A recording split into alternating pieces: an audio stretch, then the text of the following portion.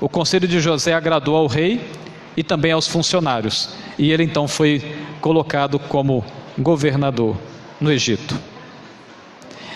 O restante da história, especialmente ali no capítulo 42, fala que quando Jacó soube que havia mantimentos no Egito, ele disse para os filhos que fossem até o Egito, por conta dos 7 anos de fome, mandou que os filhos fossem ao Egito, e ali no Egito trouxesse alimento para a família, para casa. Depois vocês podem ler toda a história. Eu não vou ler todos os demais textos, mas aqui na sequência fala que os irmãos foram lá. José os reconheceu, e o final da história foi lindo, como nenhuma história da Bíblia. E acontecem coisas assim extraordinárias no desfecho dessa interação de misericórdia, de perdão e de compaixão por parte de José e aos seus irmãos. O que essa história tem a nos ensinar? Eu não sei quantos aqui ouviram aquilo que preguei, a mensagem que preguei, alguns dias ou semanas atrás, a respeito de Esther e também sobre Daniel, o profeta. A exemplo de Esther e a exemplo de Daniel, a história de José, primeira lição, ela mostra que por trás da história humana há uma história escrita pela mão divina. Por trás da história humana há uma história sendo escrita por uma mão invisível, que está atento a todos os nossos passos, que está atento, um Deus que está atento a todas as tramas e conspirações que armam contra você, contra mim, contra nós. Pode ser que você vislumbre apenas o caos à sua frente, a destruição iminente, mas uma voz vai sussurrar lá no íntimo da sua consciência dizendo: mas Deus era com Rubens, com Emerson, com Ramon, com Américo, com Tamara. Deus é com você. Quer ver um exemplo? Vou exemplificar para você entender. Quem é que deu o sonho a José quando apresentou aos irmãos? E os irmãos não gostaram. Quem foi que deu o sonho? Foi Deus. Quem fez Rubens sugerir para que José fosse lançado no poço ao invés de ser assassinado? Quem foi? Quem foi? Foi Deus. Quem enviou uma caravana de ismaelitas, mercadores, para comprar José, para preservá-lo do assassinato, da morte? Quem foi? Quem inspirou Judá a dizer a seus irmãos para vender José aos mercadores? Veja, quem trouxe os mercadores?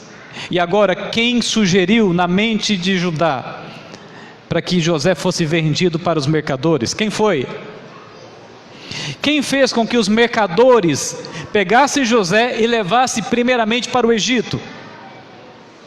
Quem foi? Quem direcionou Potifar? Porque quando os escravos eram levados ali para serem vendidos, haviam muitos compradores. Muitos, desde pessoas ricas da comunidade, quanto oficiais, servidores do rei. E quem direcionou Potifar, capitão da guarda do rei, para comprar José? Quem foi? Quem foi? Alguns poderiam até, por não conhecer o contexto da história, dizer assim: como pode Deus permitir José ser vendido? Mas aqui você percebe uma ação proposital, ascendente e crescente de uma mão invisível dirigindo, escolhendo, definindo a trajetória. Não impedindo a liberdade de José, mas criando situações de escape, de proteção e de cuidado, de amparo contra os inimigos que se levantam. Quem fez com que Potifar ganhasse a simpatia de José a ponto de torná-lo governante da sua casa? Quem foi? Percebe como fica mais fácil a gente perceber a ação de um Deus por trás da nossa história, da nossa vida? mesmo em situações de caos, de desordem, de destruição, de conspiração, diante da mentira da esposa de Potifar, escutem bem, diante da mentira da esposa de Potifar, quem persuadiu Potifar a apenas colocá-lo na prisão ao invés de matá-lo? Quem foi? Quem fez o carcereiro se simpatizar com José, a ponto de colocar ele como encarregado de todos os outros presos? Quem foi? Quem deu os sonhos para o copeiro e o padeiro, para que lá na cadeia José pudesse interpretá-los? Quem foi? Quem foi, irmãos? Foi Deus. Quem fez com que o copeiro não se lembrasse de José imediatamente quando saiu da prisão? Tinha um momento certo para se lembrar de José, não era o momento ainda. Quem deu o sonho ao rei do Egito para que José o interpretasse? Quem foi? Quem foi que sugeriu ao rei que escolhesse um governante para gerir os bens? Quem foi? Por trás da história dos homens, há uma história sendo escrita por Deus. Você confia nessa mão invisível?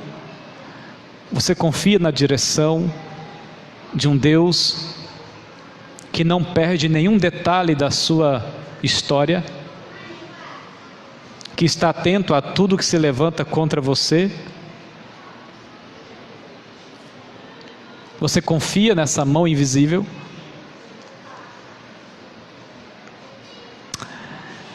Por trás da história,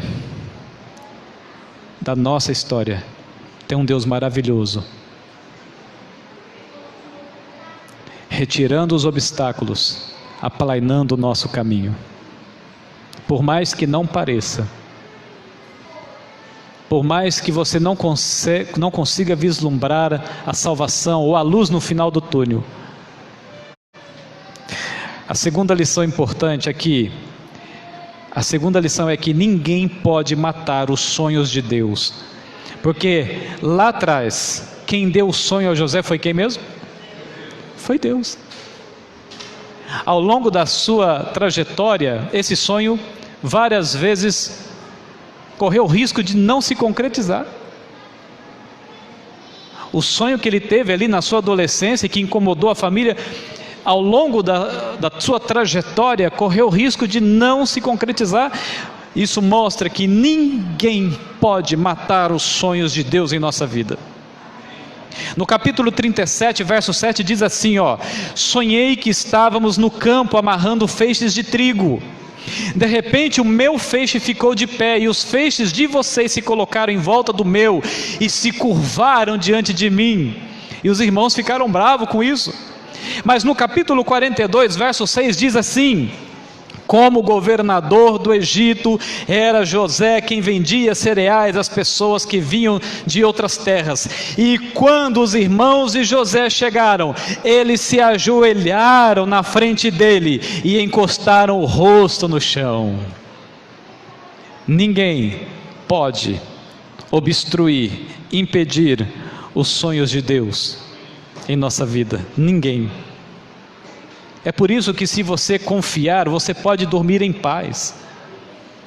Mesmo que você seja lançado dentro de cova cheias de leões, você pode se assentar ali e ficar em paz. Você é o único, escuta bem, esta frase é importante, você é o único que pode impedir que os planos de Deus se cumpram na sua vida. Ninguém mais, nem o seu patrão, nem o seu chefe, ninguém pode impedir, só você pode impedir o plano, o cuidado, a proteção e a bênção de Deus sobre a sua vida. Ninguém tem autonomia de dizer para Deus: eu vou alterar o trajeto da história daquela pessoa. Ninguém, somente eu tenho autonomia sobre a minha história, sobre a minha liberdade e sobre a ação invisível de Deus e discreta na minha vida. Só eu posso mudar o curso para o bem ou para o mal. Ninguém mais. Se alguém tentar fazer, vai ter que esbarrar-se no escudo protetor invisível de Deus. Como Israel, que estava no deserto, lembra-se quando o rei lá de Moabe usou Balaão para tentar amaldiçoar Israel e não conseguia amaldiçoar? Lembra disso? Por que não conseguia abençoar ou amaldiçoar? Porque não conseguia amaldiçoar. O próprio Balaão respondeu para o rei Og, o rei de Moabe: enquanto Israel for fiel, enquanto Israel desenvolver lealdade, fidelidade ao Deus de Israel, nada poderá atingi-los. O próprio Balaão respondeu: nada poderá atingi-los, nada poderá feri-los, nada, em outras palavras, poderá mudar a trajetória que o Todo-Poderoso escreveu para Israel. Poderá vir aflições? Sim. Momentos de desespero? Sim. Mas nada será capaz de mudar a trajetória do que Deus pretende para a sua vida. Você é o único que pode fazer isto. O único que pode fazer isto. Se Deus e a sua vontade forem prioridades na sua vida, você será prioridade na vida de Deus. Se Deus e a sua vontade forem prioridades na sua vida, você será prioridade na vida de Deus. Embora tudo tenha contribuído para a destruição de José, tudo, na verdade, contribuiu para a glória de Deus na vida de José. Até o mal que tentava cair sobre ele. A fidelidade de Deus permite bênçãos progressivas, cuidados e amparos progressivos. Por exemplo, a primeira promoção de José teve a casa de Potifar nas mãos. A segunda promoção de José teve os presos em suas mãos. E a terceira promoção de José teve o Egito nas suas mãos. E isso com todo o caos e desgraça que tentavam colocar sobre a cabeça dele. Imagina se não caísse nada.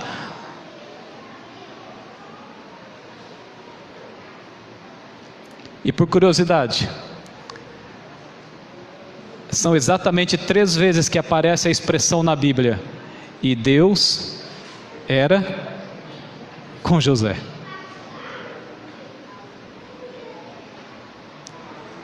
E curioso notar também que José recusou ter em suas mãos a esposa de Potifar, mas agora ele recebe nas suas mãos o governo da casa do capitão, o governo da prisão e agora o governo de toda a nação. E você talvez pode até questionar: mas pastor, Deus não abençoa quem não é fiel? Eu vou deixar que a Bíblia responda para você. Basta você comparar na Bíblia todos os personagens bíblicos que foram fiéis, que fizeram Deus ser prioridade na sua vida, e compara eles com todos os que fizeram de Deus a sua prioridade, e veja qual foi o resultado. E veja, observe qual foi o resultado. Que o pecado é uma fraude. Oferece prazer, mas paga com escravidão. Parece gostoso ao paladar, mas leva à morte. Leva à morte. José reconheceu e disse aos irmãos o sonho que os disse aos seus irmãos que o sonho que os aborreceu, na verdade era Deus através da vida de José, através da história, tentando salvar a sua família, o seu povo da desgraça que assolaria o mundo.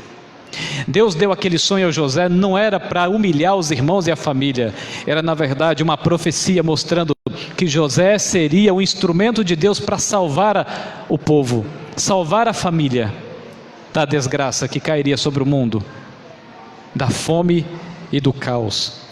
E José, nas mãos de Deus, pôde não apenas salvar a sua família, mas também salvar a nação egípcia. Perceberam? Agora imagine se José tivesse cedido, imagine se José tivesse sido infiel, tivesse se revoltado com Deus, imagine se ele tivesse se deitado com aquela mulher, o que seria de José? Deus teria cumprido esse propósito na vida dele? Deus teria transformado ele no libertador da sua família e da nação?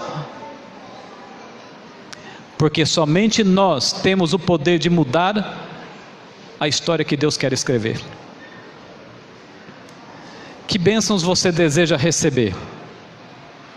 No verso 45, capítulo 45, verso 5, diz assim, José falando, Deus me colocou no trono para salvar vidas. Está no capítulo 45, verso 5. Deus me colocou no trono para salvar vidas. E eu pergunto a você, que bênçãos você deseja receber de Deus? Você deseja receber bênçãos para mera satisfação terrena ou para salvar vidas? A razão faz toda a diferença. E por último e por fim, em nossa ignorância e fraqueza de fé, quantas vezes nós falamos como Jacó, no capítulo 42, verso 36, Jacó disse assim, vedes, estão tirando os meus filhos de mim, já fiquei sem José, agora sem Simeão, e agora querem levar Benjamim, e ele termina o texto bíblico dizendo assim, tudo está contra mim. Tudo está contra mim, Jacó disse. E essa normalmente é a visão que nós temos diante do caos. Muitas das vezes perdemos a fé no momento em que nós deveríamos mais ter fé. Perdemos a confiança no momento em que deveríamos ter maior confiança.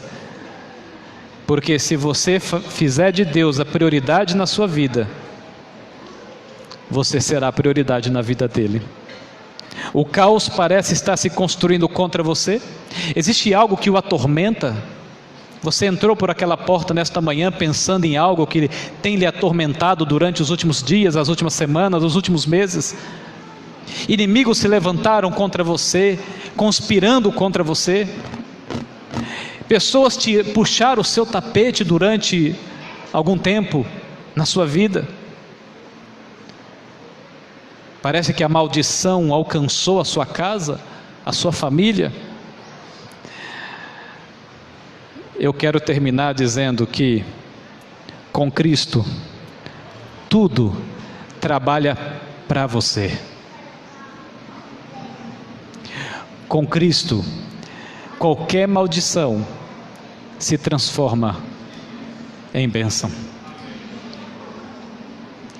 Com Jesus, com Deus, tudo contribui para o bem daqueles que o temem e os livra. E os livra. E eu termino exemplificando da seguinte forma. Se lembre de onde você veio. Lembre-se da miséria de onde você veio. Longe de Deus. Escravo do pecado. Praticando as piores misérias da vida. Lembre-se das piores burradas que você fez. Só se lembre, não fale, viu? Lembre-se das coisas que mais trazem humilhação, vergonha na sua vida. E agora compara com o que você é hoje. Compare onde você está hoje. Viu? Que por trás da sua história existe um Deus que discretamente está escrevendo a sua vida? Observou? Que um Deus maravilhoso tirou você do fundo do poço e Ele vai terminar a obra que Ele começou. Neste momento nós vamos cantar o hino 437. Vitória em quem? Em Cristo. Vamos levantar e vamos cantar juntos. Este hino é uma demonstração de confiança, de entrega. E por isso nós vamos cantar com o coração.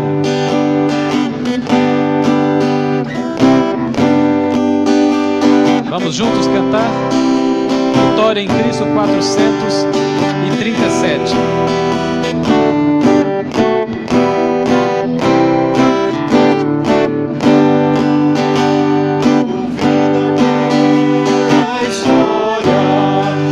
Jesus desceu da glória e no Gólgota enfim morreu, por quantos morreu, ouvindo os seus gemidos, de seu sangue nos remidos, e ao fim contrito me prostrei, vitória dele achei, vitória em Cristo, eterna vitória, buscou-me, salvou-me, na cruz por mim morreu, e paz e alegria raiou um novo dia.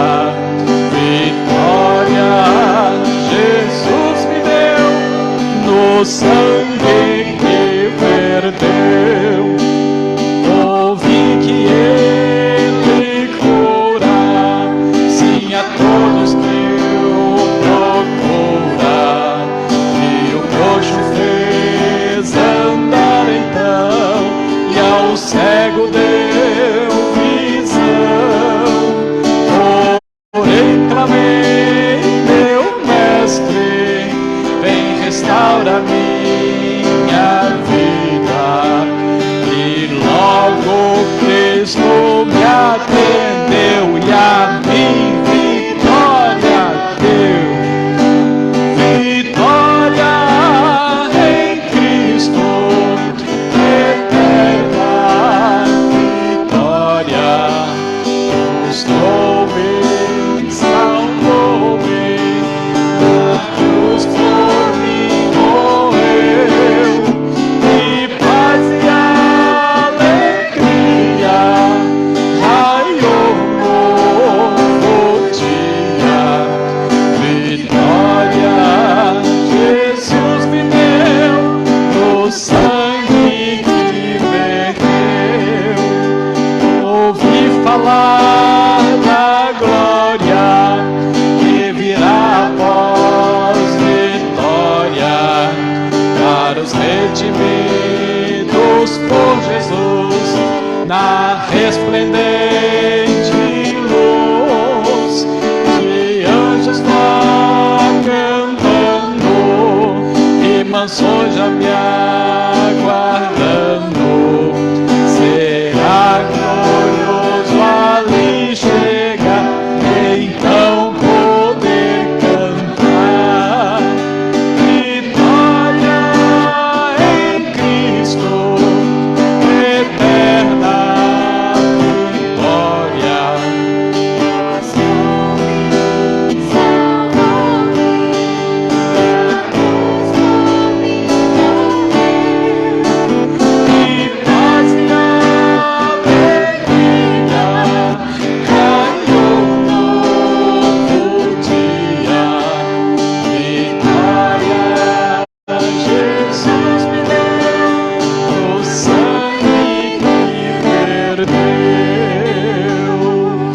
Louvado seja o nome do Senhor. Amém, amém, amém, amém. A maior de todas as vitórias, quando Jesus retornar em glória, atravessar o universo, entrar na atmosfera deste planeta para buscar você.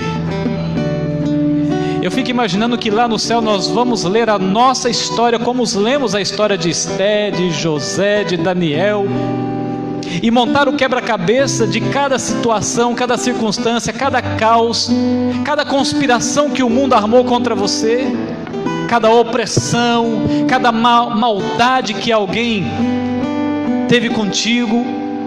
E nós vamos ver com detalhes no quebra-cabeça da história, da nossa história, como a mão invisível de Deus atuou. E vamos dar mais glórias ainda a Ele.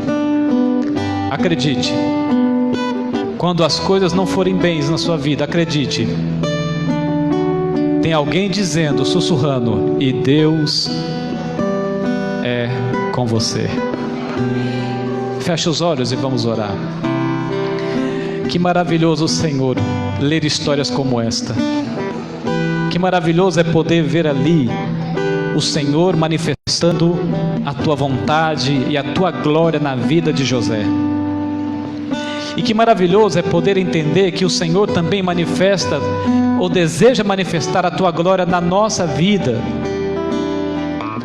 Obrigado, Senhor, por deixar registrado isso aqui, essa história tão linda, e por mostrar a nós que o Senhor sempre caminha lado a lado com a gente, que o Senhor está bem presente na nossa sombra, mesmo nos momentos mais duros, difíceis, que às vezes passamos aqui. Sabemos que ainda passaremos por muitas tribulações, por problemas que caem às vezes de paraquedas sobre a nossa vida e a vida da nossa família. Mas a história que lemos hoje mostra claramente que o Senhor será conosco. Nos perdoa, Pai querido, pela nossa infidelidade. Nos perdoa pelo coração duro que nós temos. Nos perdoa por tantas vezes que ignoramos a voz do Teu Espírito. Nos perdoe e nos agracie com a presença do Teu Espírito, para que Ele nos ajude a crescer, a amadurecer espiritualmente e ter percepção espiritual das coisas, para a gente conseguir contemplar o invisível e ver a Tua mão escrevendo a nossa história. Conduza os nossos passos, guia a nossa vida, salva, Senhor, a nossa família também, os nossos filhos e a Tua igreja. Fale ao coração daqueles que nos visitam também nesta manhã. E que tudo seja para a Tua honra e glória. Que a nossa vida seja como um troféu de vitória nas Tuas mãos. Por Jesus Cristo que suplicamos. Amém, Senhor. Amém. Amém. Amém.